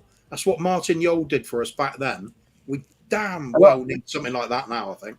And I was only like that because I was over in Australia by then. I was only watching games on TV, but it certainly looked to me like Martin Jol had a real connection with the fans as well. Not like this lot who fucking just walk off the pitch at the end of the game when they lose, sulking. Martin Jol used to. I'm pretty sure I saw him. He'd go out to the stands and have a chat with fans and shit. Did he? If United players can go clap their fans after a 7-0 defeat, they can go clap their away fans. We can go clap our fucking home and away fans. There's no every excuse. time. Every time, no excuse. Real quick, I did want to say big up Ben Kaufman of the coffee company. The one and only. This is the most unique Spurs coffee YouTube channel you could ever find anywhere. The most niche channel in the planet, in my opinion. Go check out Ben Kaufman. Kit Kats are a biscuit. Well, Ben, you know who I'd like to see come in and manage, and it's there's only one name on my list, and it's Ange Postecoglou, the Celtic manager.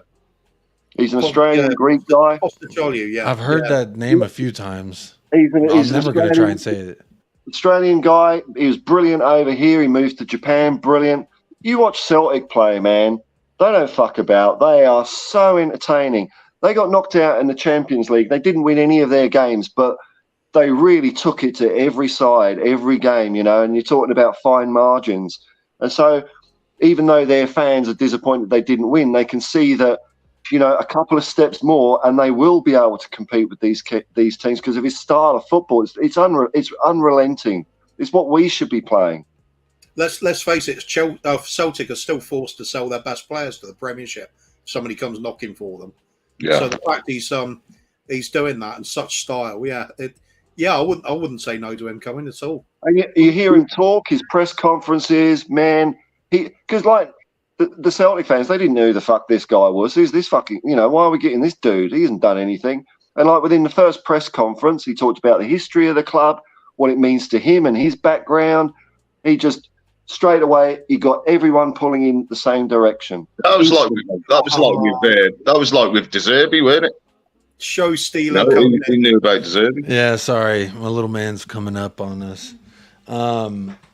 I did want to say this comment right here from J. Co. talking about the Napoli manager. Honestly, Kavica Kvaratskhelia, I think he's a great player. That Georgian left winger, number 77. Victor Osimhen, every Premier League team's about to be in for him this summer. Chucky Lozano, Mexican national. Kim Min-jae, the player we failed to bring in for Jose Mourinho. I mean, what do y'all think of this? The manager that J. Co's suggesting, and there. I mean, if we're tearing everything down, give me the recruitment too. Yeah. Or could do worse as well. Just head over to Napoli, steal their entire setup. Yeah, 100%. I mean, that list of players there, I'd take straight away. Absolutely. I mean, Kim Min-jae, brilliant player. I don't know why we didn't go in for him. You know, it's all about ambition, isn't it, man?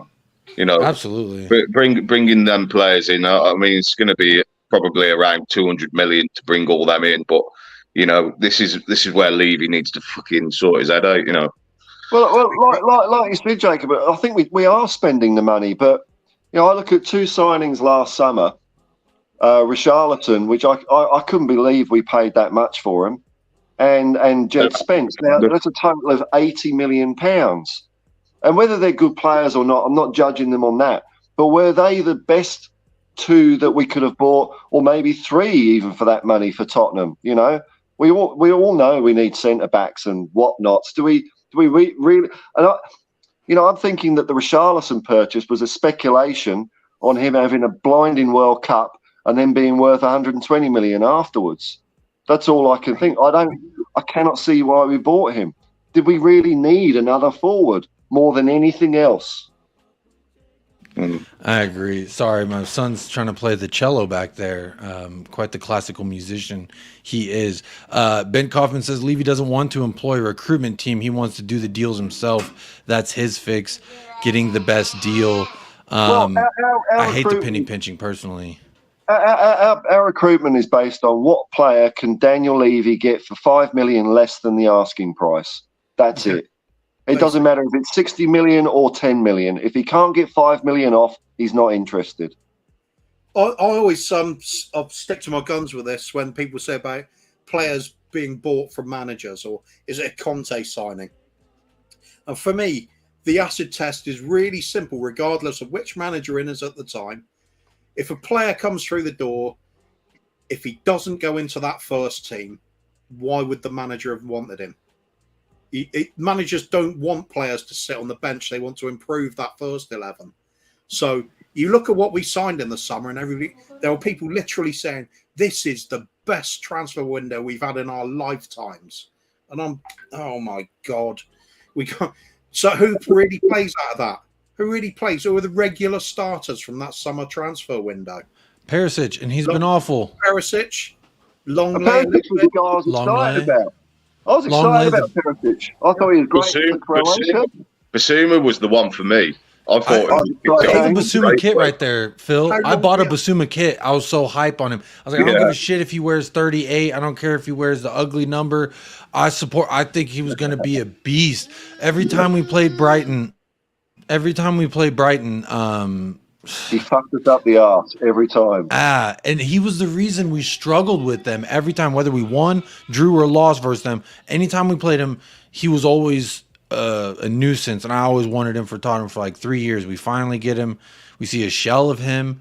I really thought when he started that West Ham game, we'd see this is the Bissouma, right? This is his chance to break this 11, this Champions League qualifying 11.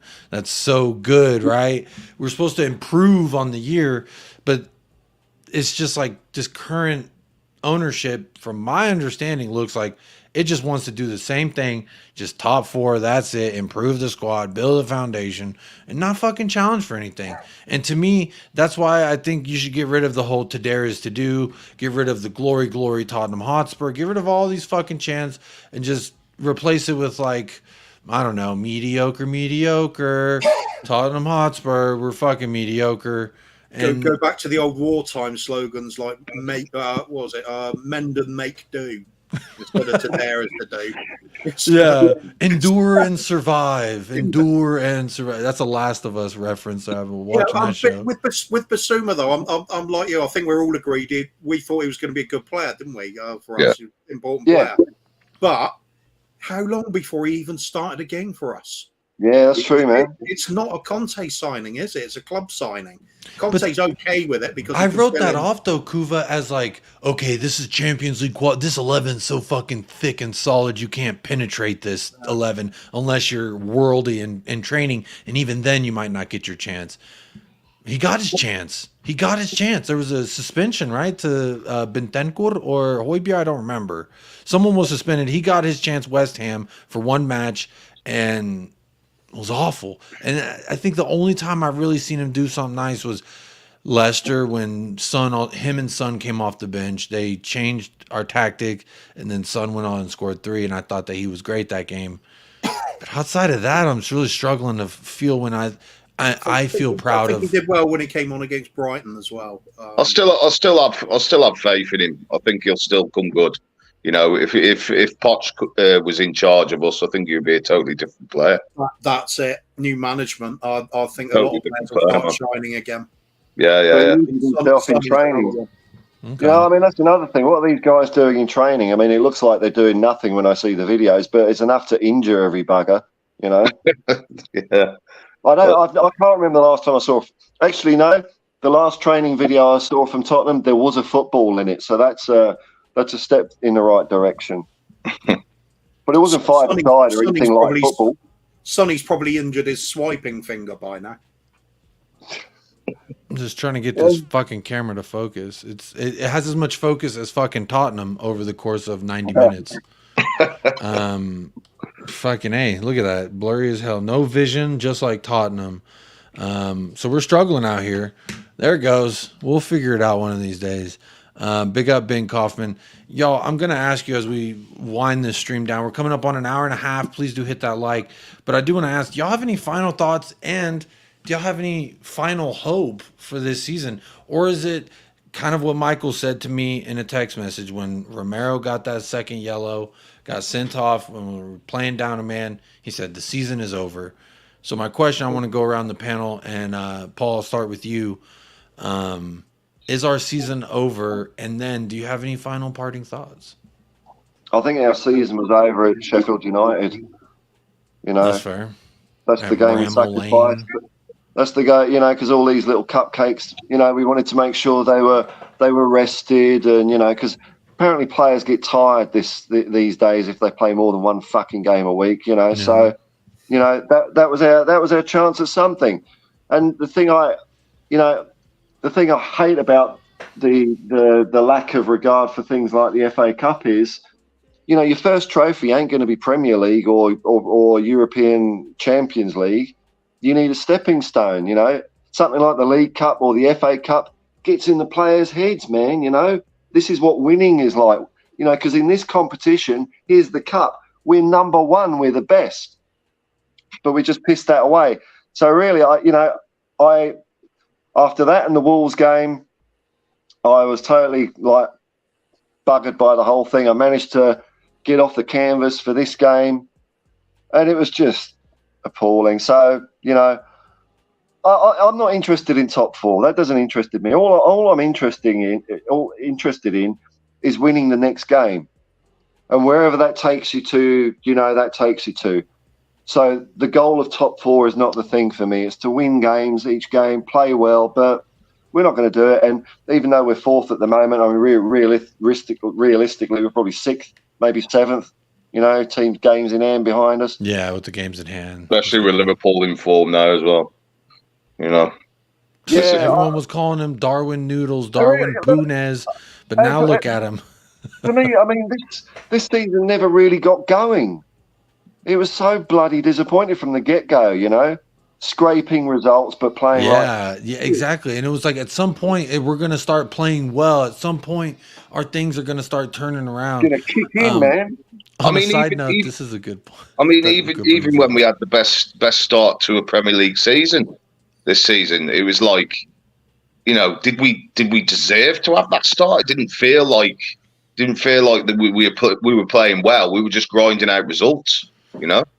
And that's just carried on through the season, and we've been found out, you know. Well, I think it's a case, Phil, to address that. I think it's a case of like if I go for a jog in my neighborhood, I live in El Paso, so it's very mountainous. There's hills. My GPS, it's gonna say, "Oh, you went 3 miles." Well, fucking a mile and a half. I was literally just rolling down a mountain, not running, not any form, just rolling, breaking my bones along the way. I'd be like, "Good job, you new personal record." It doesn't mean I did it well. That doesn't mean I did what I was trying to set out and do. It means I fucking fumbled into a goal that I set, which was I'm trying to hit 3 miles today. Well, a mile and a half, I was rolling down a hill. Does that count as 3 miles? Yes, we were there, but does it count? Yeah, it does. It does. Keep big up yourself, mate. it's like these My people Fitbit says I'm on fire.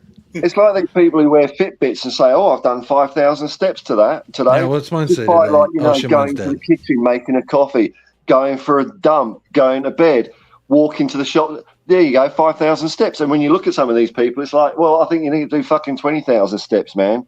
5,000 ain't cutting it. But see, here's the thing: is like that's some steps right there. Just there you go. I mean, that to me is, I like it for the heart rate factor. Like I like to, you know, okay, 10 minutes I'm gonna try and keep my heart rate above this. 10 minutes I'm gonna keep it below this and try and work on that. So I like that aspect of the Fitbit. Mine's actually dead right now, so that shows you how Fitbit I am today. There was something real quick before I keep going around the panel. Kuva, you're a betting man. What were the odds that Jose Mourinho, serial winner, Antonio Conte, serial winner, Jose Mourinho, but in his prime, he's in his winning right now. He's not done and dusted like Jose allegedly was. Whenever he left us, he went to Roma, got a trophy. Nuno left us, went to Saudi, got a trophy. Golini and Dombele, they're gone elsewhere and they're going to win a trophy. Juan Foyth won a trophy. I keep going. Did Lo Celso win when he was on loan at Villarreal? He might have as well. I mean, we could play this game all day, but what are the odds that two serial winners would come to this club in succession of each other and win absolutely nothing? Sums us up. When the overall objective isn't to win, then you're not going to win. That's simple as that. But our objective is to improve, which is great because you could say we were improved in this loss. We are improved in our mindset. We are more resilient now because of the beating we took. It almost seems like a way out for me. Yeah. Just a verbiage fucking loophole. Yeah, we can learn from this defeat, can't we? And then emoji. Here's an emoji for you. That's it, man. Yeah, Back to work. Back to work, Jake. Eyes forward to Nottingham. Yeah, on it. Oh. Showed up to work today, no days off. Go fuck yourself, admin. Who the fuck are you? If you watch this, admin, you need to listen to the people. When 100 people are telling you, please stop posting after we just got fucking knocked out of the FA Cup by Sheffield United. Please don't post Emerson Royale got nominated for shit. Don't tell me Conte in the one game he managed got nominated for shit. Don't show me pictures of motherfuckers stretching their coochie out on a yoga mat. I don't want to see it. This bullshit. If they could do something honest and just go, we've had your money, you gullible wankers. Yeah, back to getting your money. Back to trying to promote our fucking get to your training wear. Well, guess what? I wonder if that fucking Champions League training wear they wear specially for the week that's fucking Champions League. You know, they wear the special warm-up gear. It's probably going to be on discount now because guess what? It's fucking done. No one's going to buy that shit. And if Spurs aren't serious about, you know, trinkets like the FA Cup or League Cup, don't sell fucking tickets to fans, away fans, you know. Don't entice them to spending all their fucking time getting back to London at bloody God knows what time, having to go to work the next day. Don't sell the tickets. If you ain't going out there to field your best team with the intent of winning the damn game, don't sell tickets. Well, when your game is to fucking see the Excel spreadsheet, when you want to see that moist and spongy like a nice cake, When you want to see that looking pretty, they're going to go out there and say, hey, we fucking won. How many away tickets did we have to sell? 10,000? We sold 11,000, the bastards. You know what I mean? We are winning. It just, we're not the game we're all watching. That's in regards to that last comment with the two managers and that, I think it's the players' mentality that don't match the coaches that we've had, you know, in Mourinho and Conte and, you know, the winning managers that have won trophies, you know, and they don't match the mentality of the coach, and they just throw the coach under the bus every single time, and that's a massive thing in our club, the mentality that needs to change. Mm-hmm. You remember the Amazon series All or Nothing, and when you looked up the behind the scenes at our club, the thing that struck me so strange, everything was so. It was so relaxed. It was luxurious comfort everywhere. Didn't see anybody working hard at anything at all. I think it's just been too easy for all of our players and staff. I think you know what it's like, man. It's like Rocky training in Rocky 3. You know, where he's all complacent and he gets his ass kicked by Clubber Lang. We need a bit of Eye of the Tiger. Send these guys out into the fucking woods with an axe and let them survive for a week and then come back. Not fucking, you know, play with rubber bands and, you know, like the last training photos, they're all wearing like 10 layers of clothing, for fuck's sake. You know, get cold, you bastards. Back in the 80s, there was the tiny little club that got promoted all the way from non-league up to the Premier, up to the old First Division, Wimbledon. Yeah. Wimbledon won the FA Cup. But what they always did pre-season, they would take their players out to the bloody army assault courses and put them over them to get fit. None of this pampering around with high-tech stuff. It was you work your guts out for that team. And they get it from immense team spirit and hard work and being prepared to actually split a few nuts going over things and put out literally blood, sweat, and tears sort of thing. Yeah. And it worked for them. It's a mentality thing, Kuva, and but again, we can say it's the player's mentality, it's the manager's mentality. It starts at the top down. If your fucking corporation's like working you to death and they say, oh, but we're family and I planned us a pizza party at the end of the week, just make sure you get those fucking quarterlies done. You don't motivate people with a fucking pizza party and telling me we're family and giving me a watch at the end of my 300 appearances. No, get me the fuck out if I suck. That's what I think. You're giving watches away. You're waiting for Ben Davies to crack the old, was it fucking 8,000 appearances? Eric Dyer, unfortunate he couldn't notch another appearance for Tottenham today because he's coming up on his testimonial too. It's been time to wash our hands of a lot of things. And to me, I've never been one to say it can't be Levy who does this. It just doesn't seem like he will be the one to change their whole philosophy and all of a sudden start giving a fuck. When does anyone tweet about Bill Nicholson's birthday? When does anyone tweet about anything Bill Nicholson? As a person who's been here, Bill Nicholson's been dead, I think, since before I fucking became a fan. When did he die? Oh, God, well, it was a while. There you go. And see, that's my point, is like, that's a historical factor that a lot of players, I hear about him on Twitter. People saying, poor Bill Nick is rolling over in his grave at this shit. We need to put a statue of him at the stadium. We need something at the stadium talking about him. And to my knowledge, is there anything at the stadium? I heard that there was like no mentioning of him at the fucking grounds whatsoever. And to me, it's just shit like that. Like when you get away from who you are, you get away from your Spurs way, your identity. It's just like this is the culmination of that. It's years and years of that. I think some people think that sort of thing's old-fashioned, but Man United fans revere Matt Busby, Liverpool, Bill Shankly. We've got our own. We've got Bill Nicholson, and we've also got the captain of when we were the best club side in the world, Danny Blanchflower.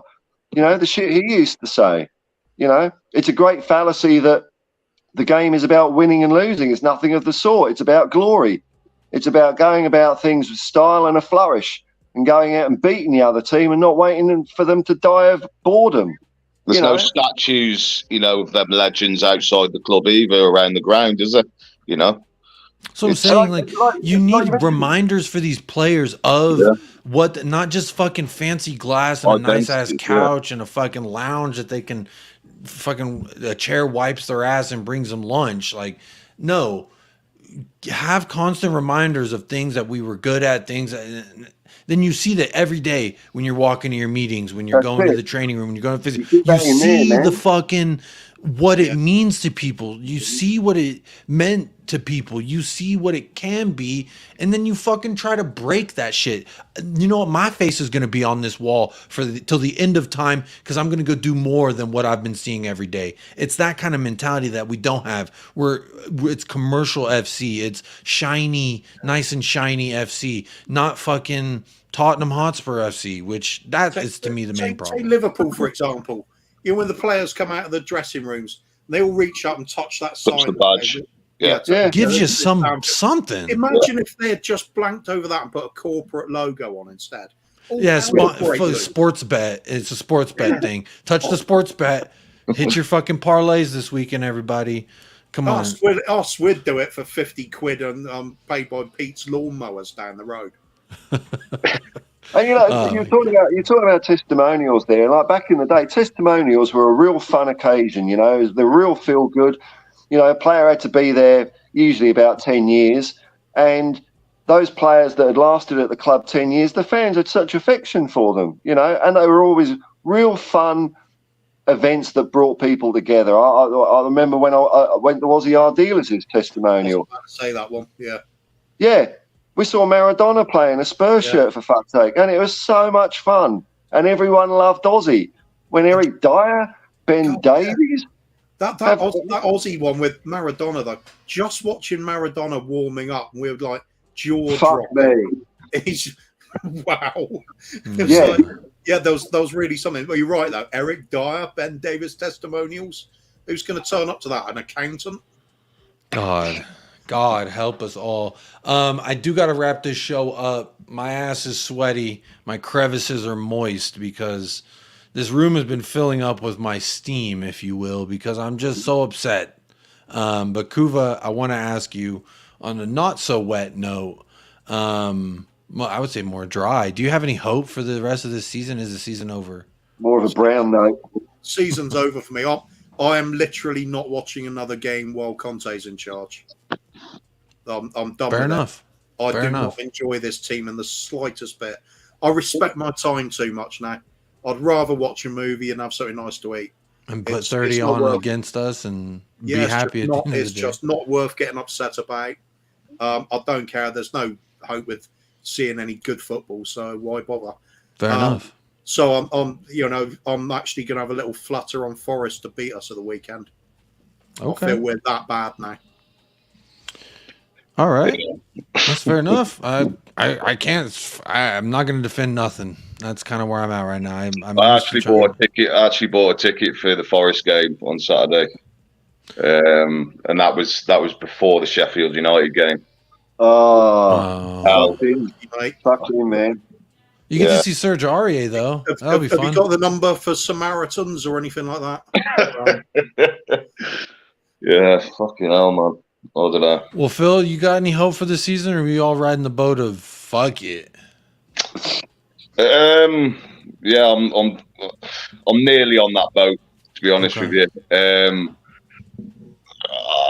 I do like the Champions League nights, so I'm a stickler for top four, to be honest with you. But I'm just hoping one day, the money that we get for the Champions League, they are going to use that, on certain players that we need for this club, But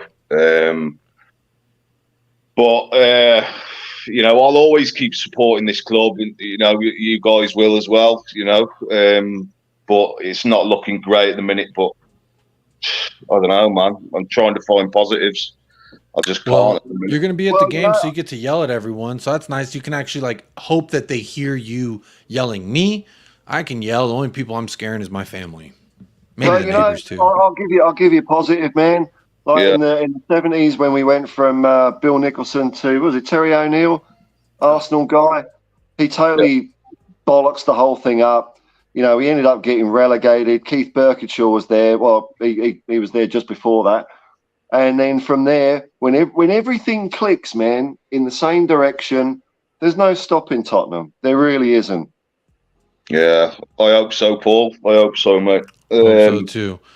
But yeah, I just hope Arsenal don't win the league. That's another one. Yeah, that's something we get to look at. Hopefully that don't fucking happen. Which, if they do win the league, to me, that's just a cherry on top of the big old fuck you Sunday that we have been served as Spurs fans. So that will suck. But real quick, I do want to end the poll so we can see what the results are. Drum roll, please. Be honest about today. And number one, knew it was coming. Never a chance is 58% of you, which, by the way, we had 31 votes and 22 likes on the video. By my math deduction, that's 9 hating ass motherfuckers this week. So big up yourselves to 9 of you hating motherfuckers. Appreciate you taking part in the poll. I will never ask you hating ass motherfuckers to just, have you liked the video yet? At least you come here, you get a little something. You can hate on me. You can not like the video like a bitch, and you can participate in the poll. So it's always fun over here, whether you like me, whether you hate me. I don't really give a fuck, because I care about Tottenham and I care about the people who care about me. So if you're here and you smashed the like, thank you so much. If you're here and you voted and you didn't smash the like, thank you so much. Hit those likes, people, man. Come on. What's that? Don't be shy. Hit those likes. Don't be shy, man. Come on. Yeah, I like to do that though every show, because the poll will, you can partake in the poll and not support the channel. You know what I mean? Like, if you don't like me, or you're like, fuck those guys, you can hit a like. And that'll even off air, I feel I'm going to have the urge to play with my own poll at some point tonight. Maybe we all need to play with the poll a little bit, and that'll make everyone feel better. As Ben Kaufman says, you hating ass motherfuckers. That's what I'm talking about. And to me, it's fine. You don't have to like the video. I'm not going to force you. I'm not going to put something in the way of the chat asking you, have you liked the video yet? I'm just going to remind you throughout the video to please do hit that like. And if you don't, that's cool too. But please do hit that subscribe. We are 27 away from 1,000 subscribers here on United Spurs America, which is actually crazy to think about. So please do hit that like, share this video with your mother, your brother, your cousin, your auntie, your uncle. They all want to be a part of United Spurs America. So please do, on your way out, please do hit that like, hit that subscribe, and share this video if you can. If not, it's all good too, because I really don't care. So big up everyone who's been in the chat this entire time. Y'all mean more to me than any number of likes or views or subscribers. Just being here, like you, Paul, Kuva, Phil, Ben, Luca, Bobby K. These are just the names I'm seeing immediately. But everyone who's been here from the beginning, whether you're live or on demand, y'all mean more to me than any numbers. So appreciate the support. That's right. It's not about the last 30 years of abject misery as a Spurs fan. It's all about the friends you made along the way, isn't it? Did you have a good time at least? You had a good time. It's the experiences, right? It's the experiences. But anyway, I do appreciate everyone who did tune in, whether it was just for a moment or for the whole time. Again, if you want to become a Patreon member, the link is in the description, is pinned to the top of the chat as well. And it is as much as $1 to $100. You can support this channel. If not, please do the free thing. Hit that like, hit that subscribe, help share this video with people. But I don't really know what else to say other than, come on, you motherfucking Spurs. Like, what the fuck, y'all? Up the lads is usually how we sign it. Yeah. Don't watch just good videos and some food. It's much better, I'm telling you. There you go. Watch something good tonight. Cheer up. Tomorrow will be better, because we're back to work, y'all. There's a fist emoji for you, because that's what they're gonna do, is fucking fist you this weekend. Big ups, everybody, and as always, Coys.